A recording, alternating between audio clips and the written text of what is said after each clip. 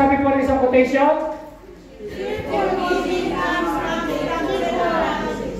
So, cheerful giving, saan nanggagaling yun? Comes from cheerful loving. Tingnan niyo yung mga dalaga, yung mga binata kapag ka na-in-love, abay talaga naman po ang gumagastos. In love po ba tayo kay Lord? So, mga kapatid, kapag may problema ka sa pagbibigay, hindi ka in love kay Lord. Sorry to say that, but that's true.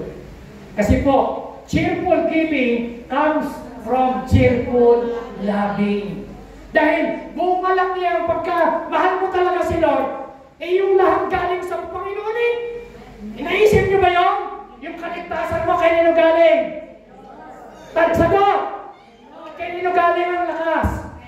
Kay nino galing ang trabaho? Kay nino galing ang hininga? Kay nino galing ang lahat ng damit mo? Lahat ng material mo? Lahat ng strength mo kay Lord? O ngayon, kung talagang mahal mo si Lord, sabi, cheerful giving comes from cheerful loving. Kasi mahal mo si Lord, may kagalangan ka magbigay. Basahin mo natin yan, lakas natin, no? Cheerful giving comes from cheerful loving. Lahat ng masayang nagbibigay, walang pumalak pa kay Lord. Hallelujah! Sabi natin, woo! Sabi natin, hallelujah! Glory to God! Sabi natin, I am cheerful giver. Sabi mo, you must be a cheerful giver. Amen. Palakpakan natin si Lord. Hallelujah. Oh, you can give without loving, but you cannot love without giving. Hindi po pwede nagmamahal ka, pero hindi ka magbibigay. Sukat nyo yan. Hindi po ba mga tatay, mga nanay? Nung kayo ay mga binatang dalaga pa. Oh, yung mga tatay, yung mga binata pa, pagka nagkaroon ng girlfriend, abay kahit mamahalin regalo, don't look at the price, eh kama. Ang importante, mahal kita. Eh ganyan po kay Lord. Pag mahal mo si Lord, anong sabi? You can give without loving, but you cannot love without giving. Totoo po ba yan? Totoo ba yan? Pag mahal mo si Lord, nakapagbibigay ka. Pero kapag hindi mo talaga mahal si Lord, eh ang problema, kahit anong gawing exhortation, ang problema natin puso ng tao. Kapag may problema sa pagbibigay, ang problema niya puso, hindi naman yung pera. May spirit of mammon sa kanyang buhay na dapat i-rebuke, mga kapatid. Anong sabi ng quotation? It's not how much you give, but how much love we put into giving. Yan po ang importante. Hindi yung how much ba, magkano bibinigay mo, hindi po yun eh. Nagbigay ka nga ng malaki, pero nagre-reklamo naman ang ating puso, hindi rin nakakalugod kay Lord. Di ba ba? Tumulong nga tayo, hindi naman bukas sa puso, kaya nga God loves a cheerful eh. So, dapat lahat ng ginagawa natin, masaya tayo. Ngayon, it's not how much you give, but how much love we put into giving. Yung pagmamahal, ginagawa ko ito because I love the Lord. Amen? Sabi natin, I love my church. Sabi natin, I love you, Lord. Sabi natin, I love this church. So, kaya ka nagbibigay, mga kapatid, because you really love this church. Dahil mahal mo si Lord, ayaw mo ng church na ito'y magsara, ayaw mo ng church na ito'y makabayad, ayaw mo ng church na ito'y pagkulangin, dahil because of your love kay Lord, wala ka nang pakialam doon sa mga tao sa paligid mo. Ang importante, yung relasyon mo, ikaw at ang Panginoon sa Panginoon. Amen? Yan po eh, yung love mo na inilagay mo sa iyong pagmamahal. Tanong, mahal po ba natin ating mga pamilya? Lahat po na nagmamahal sa pamilya, sabihin natin, praise God. Praise God. Diba? Lahat ginagawa natin because of our love sa ating family, sa ating anak. Nagkasakripiso ka, nagtatrabaho ka, tinitiis mo yung mga panglalait kumisa ng ating mga amo. Dahil pagmamahal mo sa iyong pamilya, handa kang magsakripisyo. So ganoon din po mga kapatid, dahil mahal natin si Lord, kaya tayo nagsasakripisyo, nagpupunta tayo sa church kahit mainit, kahit tayo maaga, kahit tayo late, kahit tayo huling umuwi. Mga kapatid, because of your love to God, palakpakan natin sa si Lord. Amen? Dahil sa pagmamahal mo kay Lord, yan. So mga kapatid, magtatapos na po ako sa dalawang verse na ito. Bigyan ko po kayo ng warning. Tayo pong lahat ay tumayo. Ito pong sabi ng Bible. Tingnan nyo. Verse 45. Alam niyo po, yung Deuteronomy 28, ito po ay nasulat bago ang mga Israelita, mga kapatid, ay makapasok sa lupang pangako. Promise na. Are you listening? Amen. Diyan po ba kayo? Amen. Okay. Dalawang verse. Ang sabi niya, all these curses will come upon you. Pag binasa niyo Deuteronomy chapter 28 mula verse 1, puro blessing yon. Napakaraming blessing. Pero nahati ang Deuteronomy 28 sa dalawang parte. Number 1, puro blessing. Tapos yung kalahati, mga curses. Ngayon, yan po ay sinabi ng Diyos sa panahon ni Moises bago sila pumasok sa promised land. Yung pong paalala ng Panginoon sa kanila. Sabi niya, all these curses will come upon you. They will pursue you and overtake you until you are destroyed. Because you did not obey the Lord your God and observe the command and the decree He gave you.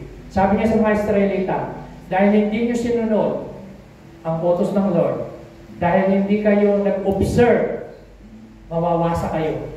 At ano pong sabi niya? Verse 47. Kayo bumasa ng verse 47. Because we did not serve the Lord your God joyfully and gladly in the time of prosperity. Then muna. So, sa time ng prosperity, hindi ka nag-serve. Sa time ng prosperity, binibless ka, hindi ka nag-serve to the Lord joyfully and gladly. So mga kapatid, tatanungin ko po kayo. Ha? Kayo po ba may kagalakan pa sa inyong ginagawa? Kapag ka wala ng kagalakan sa ating ginagawa, hindi na ho naluluwalhati ang Panginoon. Sabi ng Bible, because you did not serve the Lord your God joyfully.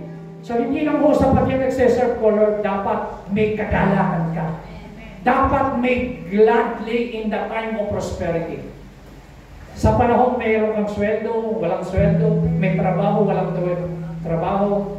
Sa panahon smooth ang lahat. Sa panahon lumadanas ka ng mga trials, problem, serve the Lord joyfully and gladly. Mga ushers, dapat serve the Lord joyfully and gladly. Mga leaders, may kagalakan pa ba kayo sa ating pagsasel group? May kagalakan pa ba tayo? Mga media ministry, may kagalakan pa ba tayo sa pagpunta natin sa church ng maaga, nagsiset up, music ministry? Kapag wala ng kagalakan, anong sabi ng verse 48? May warning. May warning. Therefore, in hunger and tears, in nakedness and dire poverty, you will serve the enemies the Lord sent against you. He will put you on iron yoke on your neck until He has destroyed you. So yung blessing magiging curse kapag ka hindi tayo nag-serve kay Lord.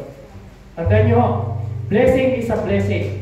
Pero once na hindi tayo nag-serve, nag-obey, naglingkod kay Lord, in times of prosperity, na tayo pinagpapala, kinalimutan natin si Lord, lahat ng blessing magiging sumpa. Di po ba nangyayari yan? Nangyayari yan.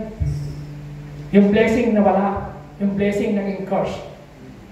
Bakit? Kinalimutan nila si Lord. Kaya mas paalala ni Lord, huwag kayong makakalimut sa Kanya. Do not forget the Lord thy God. Amen? In times of prosperity, in times na may nandito tayo sa Europe, huwag niyong kalimutan. Alam niyo, may mga tao, nung wala silang papel, puro pangako kay Lord, nung nagkapapel na, nakakalimutan nila ang Panginoon kung saan sila naroon. Sa isang araw, yung blessing magiging curses ulit yun.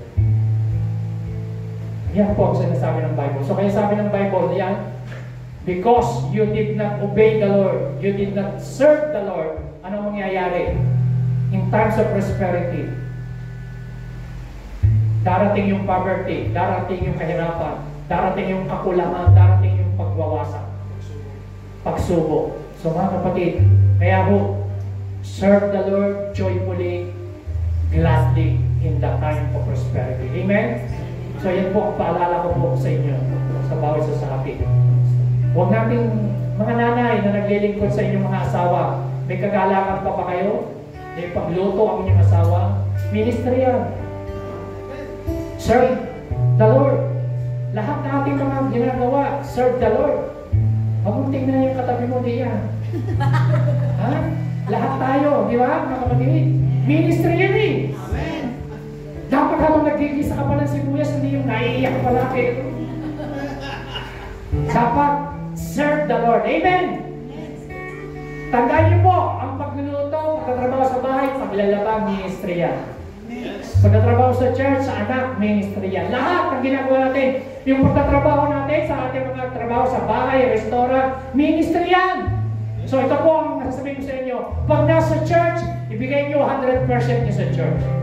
Pag kayo nasa pamilya, bigay natin 100% paglilingkod. Pagka nasa trabaho, 100%. Dapat ganun tayo. Yan ang 100% na commitment. So kasi sabi ng Lord, because you did not serve the Lord, your God gladly and joyfully. Dapat mga kapatid, lahat ng ating paglilingkod, samahan natin ang kagalakan. Amen? Magpapagamit ako kay Lord sa music ministry, sa cell group, sa mga tatay, sa media, sa lahat. I will serve the Lord gladly and joyfully. Amen? Kaya sabi ng the Lord, ng Bible, serve the Lord with gladness. Ang paglilingkod sa Lord dapat may kagalakan. Kasi po, pag wala ng kagalakan, tandaan niyo po ito. Makinig kayo. Ang tagumpay. Yung tagumpay, hindi kayang alisin ni Satanas kasi pinagtagumpayan na ni Lord ang lahat. Pero yung kagalakan, pwedeng tanggalin ng Diablo sa ating puso. Kaya nga si David, alam kanyang prayer, restore unto me the joy of my salvation.